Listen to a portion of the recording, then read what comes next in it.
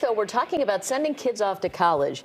The admissions process is anything but easy these days with rising tuition costs and increasingly competitive applicant pool. A new book explains why parents should stop thinking how to get their kid into a good college and instead focus on preparing them for whatever comes next. It's called The Journey: How to Prepare Kids for a Competitive and Changing World. Author Greg Kaplan is a college admissions specialist who's been working with students for years, and he joins us this morning. Good morning. Good morning. There has been this pressure over the last decade or so about getting into the best prestigious school, which you know makes sense. That's what you want. Does it not matter? You know, it does matter, but what matters more is what young people are doing to prepare for what comes next. Where one goes to college is not who they're going to be.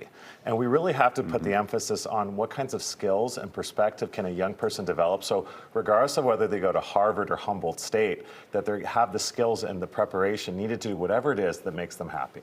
I think it's also become this focus where kids are seeing, like, if I don't get into these Ivies, I'm not a good student, it's not worth it, or it's worth getting into these schools even if I can't afford it.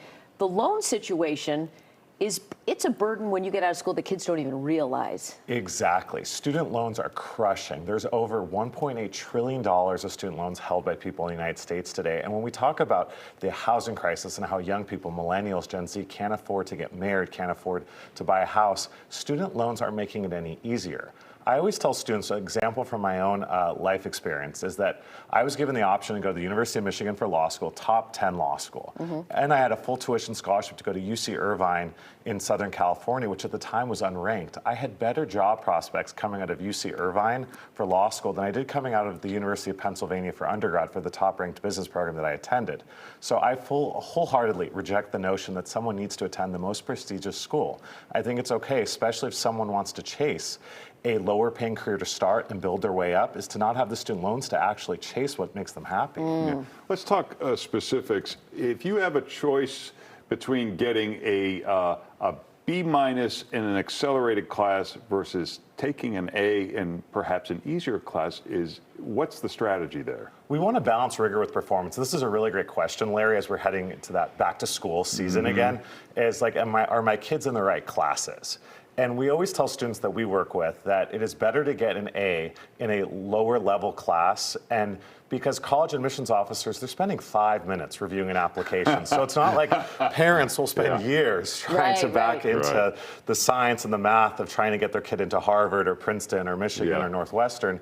But if they just look and they're counting 1B, 2B, 3B. So at a certain point, you're like, thanks, but no thanks. So we really do need to make sure that kids balance rigor with performance. And what about these tests now? Are schools bringing them back, the ACT and SAT? Do you have to take those anymore? Some schools are. And what we tell students is that 75% of students admitted to selective universities that accept the tests submitted them.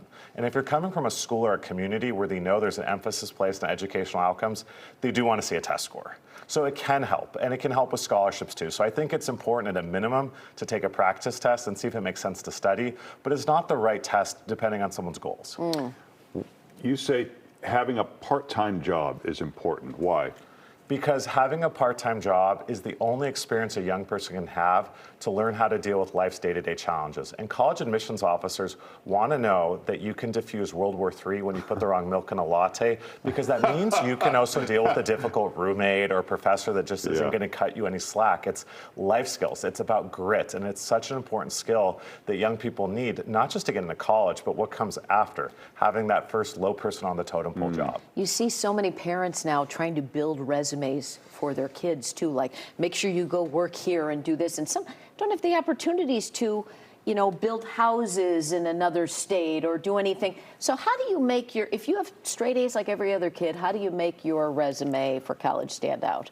You don't have to find the cure for cancer. Yeah, it makes it feel like you do. Yeah. And maybe that would help with a Harvard or a Stanford. But what we tell students and families alike is that this process rewards authenticity and impact. You don't need to go fly to another state or drive 6 hours to do something special.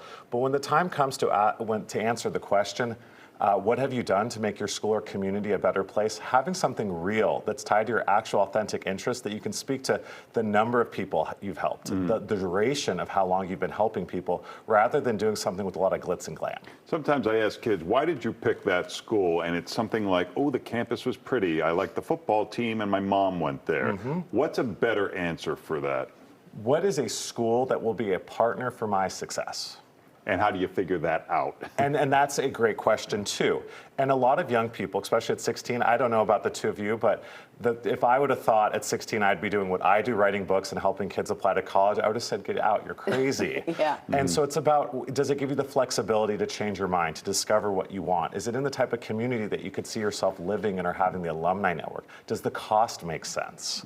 Does it have the opportunity for you to study abroad if that's what you want? And these are the traits and the experiences that actually matter. And when you start to frame it from that standpoint, rather than what is the name brand and how good does that look on TikTok, or does my mom already have the license plate rack on the car, you start to realize like you can't really screw this process up. And that's the beauty of it. But don't you find parents love bragging about my kid got into this school? It's more, parents make it a lot about them, right?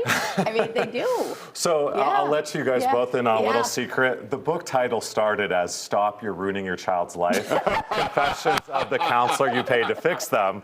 And my agent said, Greg, I'm going to let you in on the #1 rule of publishing. And I was like, what is that? He's like, no one wants to spend $28 and feel like they're being attacked. Yeah. But yeah, it can be. But again, we have to also separate ourselves from the process. This is about what is this going to help our kids rather than does this make us feel good? Yeah. Well, it's good. The book is The Journey, How to Prepare Kids for a Competitive and Changing World, or Stop You're Ruining Your Kid. You can get more at KaplanEducationalGroup.com. Follow them on social media. Thanks, Thanks, see Greg. ya. Thanks so much for having me.